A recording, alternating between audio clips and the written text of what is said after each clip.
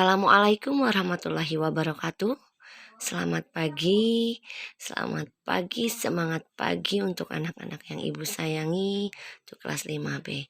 Hari ini kita akan mempelajari materi masih subtema untuk tema 6, subtema 1, pembelajaran yang ketiga, masih tentang panas dan perpindahannya suhu dan kalor. Nah, kali ini kita akan membahas tentang tema 6 subtema 1 pembelajaran 3, muatan IPS, Bahasa Indonesia dan PKN. Kita belajar yang memuat pada muatan pelajaran yang ada di pembelajaran 3 hari ini.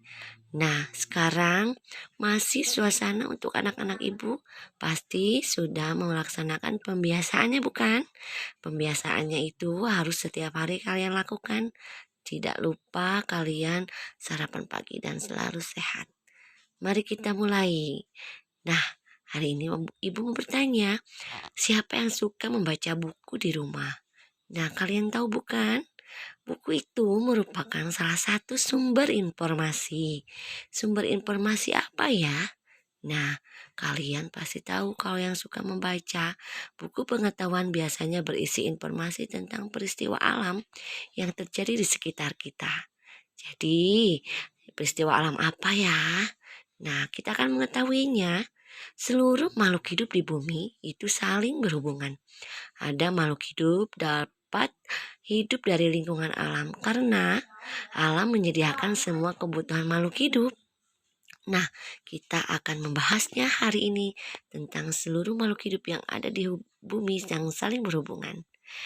Nah, di lingkungan alam itu terdapat benda-benda yang ada di sekitar kita.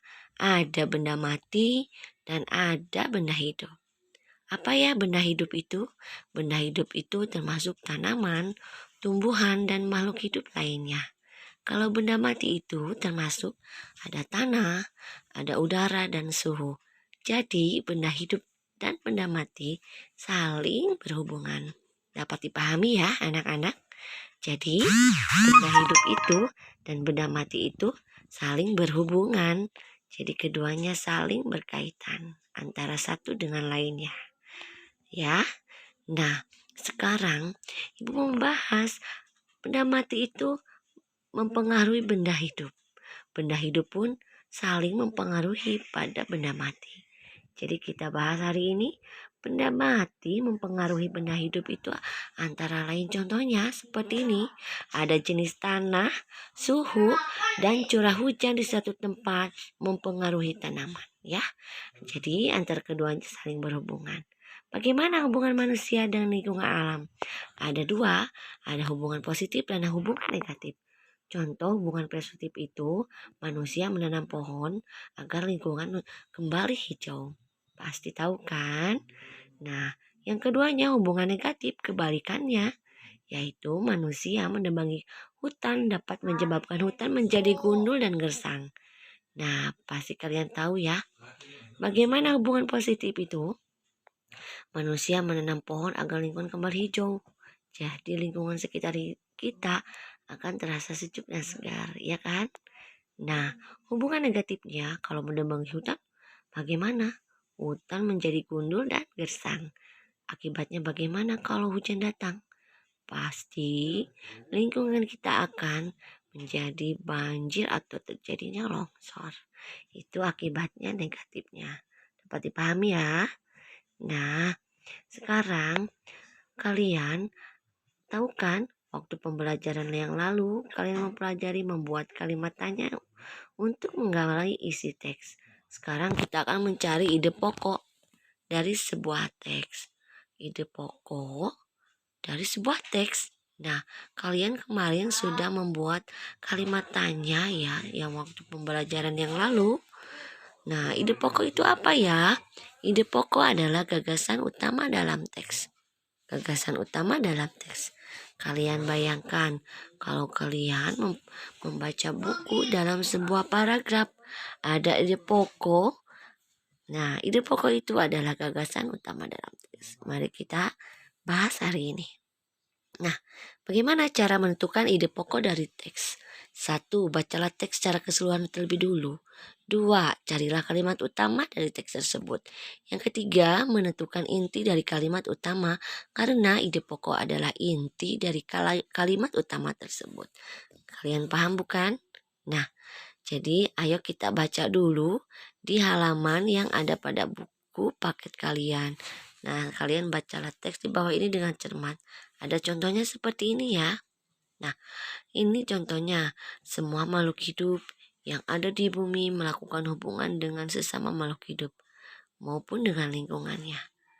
Nah, paragraf kedua, benda mati dan makhluk hidup saling mempengaruhi. Jadi, Ibu mau memberikan contoh satu. Ide pokok dari paragraf ke-1 yaitu, kalian tahu tidak? Mungkin kalian tahu. Jadi ide pokok paragraf ke-1 itu apa ya? Kita baca dari yang tadi pengertiannya, yaitu gagasan utama dari sebuah paragraf, yaitu makhluk hidup saling berhubungan dengan sesama makhluk dengan lingkungannya. Nah, itu termasuk ide pokok pada paragraf ke-1 ya anak-anak. Nah, paragraf keduanya boleh kalian tulis di buku latihan kalian untuk mencari ide pokok yang ada paragraf kedua. Dapat dipahami bukan? Nah, itu saja. Kalian mencari ide pokok dari paragraf kedua. Mudah dipahami ya? Jadi tugasnya kalian mencari ide pokok pada paragraf kedua. Ya, selanjutnya, tahukah kamu jika setiap anak di Indonesia memiliki hak yang wajib dipenuhi? Pasti tahu. Jadi kalian termasuk anak Indonesia. Jadi kalian berhak atau memiliki hak yang wajib dipenuhi. Apa ya hak yang wajib dipenuhi itu? Nah, hak adalah sesuatu yang harus kita terima atau yang kita harus terima. Nah, hari ini kita akan mempelajari hak-hak anak menurut Konvensi Hak Anak, yaitu 1. Hak kelangsungan hidup. 2. Hak perlindungan dari diskriminasi, eksploitasi, kekerasan, dan ketelantaran. 3. Hak tumbuh kembang. 4. Hak berpartisipasi, menyatakan pendapat. Nah, itu termasuk hak-hak anak menurut Konvensi Hak Anak. Jadi, dalam pembelajaran ini kalian mempelajari hak-hak. Apa itu hak-hak peserta didik? Nah, kalian sebagai peserta didik atau murid harus mendapatkan hak mendapat perlakuan sesuai dengan bakat minat kemampuannya. Mendapat perlakuan sesuai dengan bakat, mengikuti program pendidikan, mendapat bantuan fasilitas belajar, pindah ke sekolah yang sejajar, memperoleh penilaian hasil belajarnya, mendapat pelayanan khusus bila mana menyandang cacat. Nah, semua itu hak-hak peserta didik termasuk kalian ya. Nah, jadi kesimpulannya, Konvensi hak-hak anak itu adalah 1. Hak kelangsungan hidup. 2. Hak perlindungan. 3. Hak tumbuh kembang. 4. Hak berpartisipasi. Jadi kalian pahami dan pelajari lagi ya.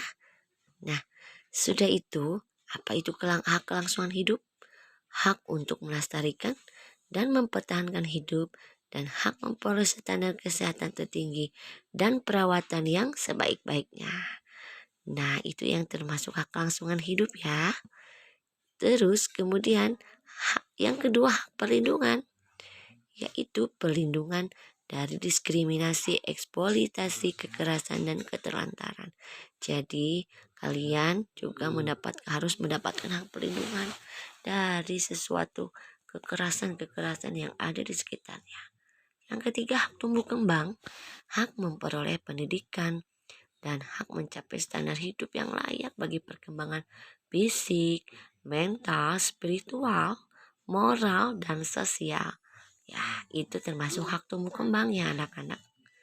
Yang keempat, hak berpartisipasi, yaitu hak untuk menyatakan pendapat dalam segala hal yang mempengaruhi anak.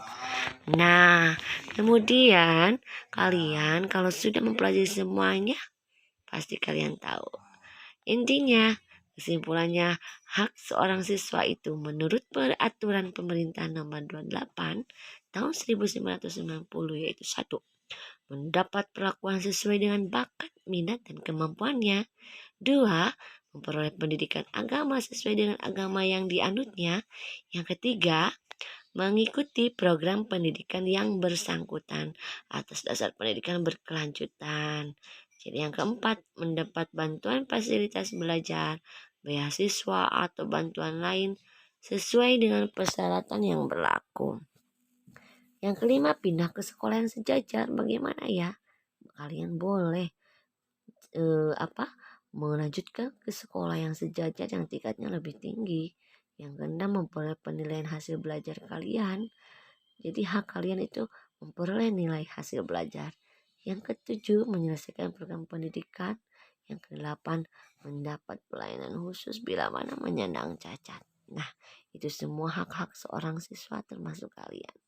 Alhamdulillah, terima kasih. Mungkin pembelajaran hari ini atau pembahasan rangkuman dari Ibu dicukupkan sekian. Semoga bermanfaat dan berfaedah untuk kalian semuanya, anak-anak kesayangan Ibu kelas 5B. Terima kasih. Semoga selalu semangat dan rajin belajar. Jangan lupa selalu membaca buku. Dan tidak lupa juga kalian harus selalu membantu orang tua di rumah dan menjaga kesehatan dalam masa pandemi COVID-19 ini. Kalian harus selalu memakai masker untuk kegiatan aktivitas di luar rumah. Nah, itu mungkin dicukupkan sekian pesan dari Ibu atau pembahasan materi untuk materi tema 6 subtema 1 pembelajaran ketiga. Dicukupkan sekian. Terima kasih. Sampai jumpa lagi. Nanti kita akan bertemu kembali. Mudah-mudahan secepatnya dalam tatap muka. Karena Ibu sangat rindu kalian anak-anak kelas B yang Ibu sayangi. Terima kasih. Wassalamualaikum warahmatullahi wabarakatuh.